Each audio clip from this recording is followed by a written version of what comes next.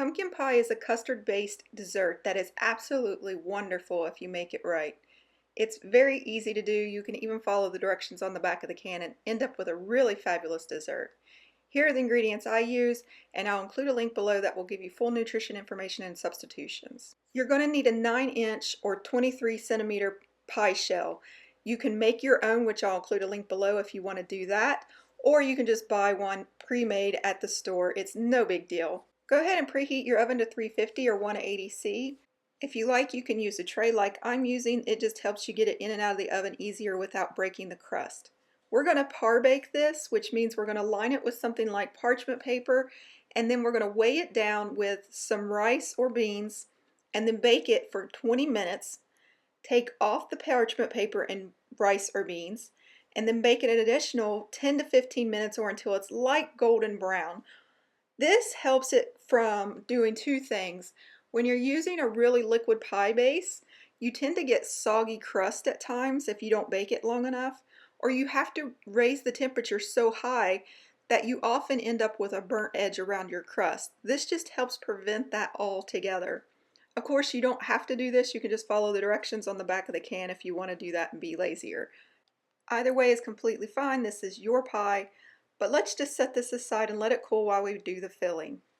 The filling is really simple. I like to add 1 teaspoon or 5 milliliters of vanilla to the milk and then let that set aside while I get 4 egg yolks, which is about 80 grams. And you can use just 2 whole eggs if you don't want to use the 4 yolks. I just find that the yolks are better because it makes it more custardy-like, and you're less likely to get a lot of problems with weeping at the top of your crust.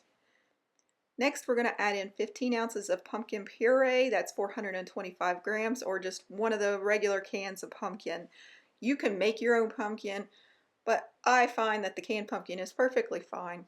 Next, we're going to add in some seasoning. 1 teaspoon of cinnamon, 4 grams, 1/2 teaspoon of allspice, 1 gram, 1/2 teaspoon of ginger, 1 gram, and 1/2 teaspoon of salt, which is 2.5 grams. Of course, you can use pumpkin pie spice. Just swap it out for equal amounts. And if you don't have the allspice, you can use half the amount as cloves and half the amount as nutmeg. You can also add in some cloves and nutmeg if you like. I do 1/4 teaspoon of each if you do that. That's about 0.5 grams. We're going to just mix this all by hand, because if you mix it by a blender, you'll end up with a lot of air in your batter, and you really don't want that, because then you'll end up with pockets of air and the texture is just all wrong. I then like to add in 1/2 cup of brown sugar, or 113 grams, and as an option you can add an additional 1/4 cup of white sugar, which is 50 grams. Feel free to mix and match the sugar any way you like. I tend to find that you don't need more than 1/2 cup of sugar, but some people really like a sweet pie, so that's up to you. Next, I'm going to add in some evaporated milk, 12 ounces, 354 milliliters. If you don't have evaporated milk, you can use cream, which is actually amazing, or you can even use regular milk. But if you use regular milk, cut it down to 1 1/4 cups of milk, or 10 ounces. And that is it. We are done with the batter.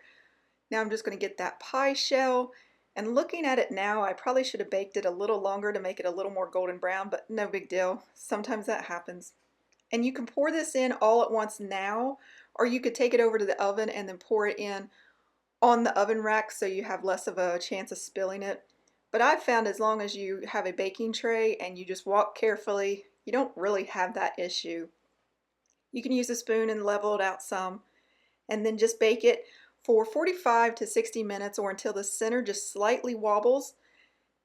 And unfortunately, I wasn't paying attention and I baked it for 60 minutes and it overbaked slightly, which if that happens, what you're going to end up with is a crack like I have. No big deal.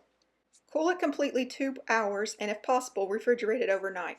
Now this crack, again, don't worry about it. If you have one, just cover it up with some, I don't know, whipped cream or something.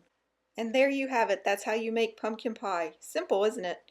Hope you enjoyed this. Visit us at jacksonsjob.com for more recipes, and as always, happy baking.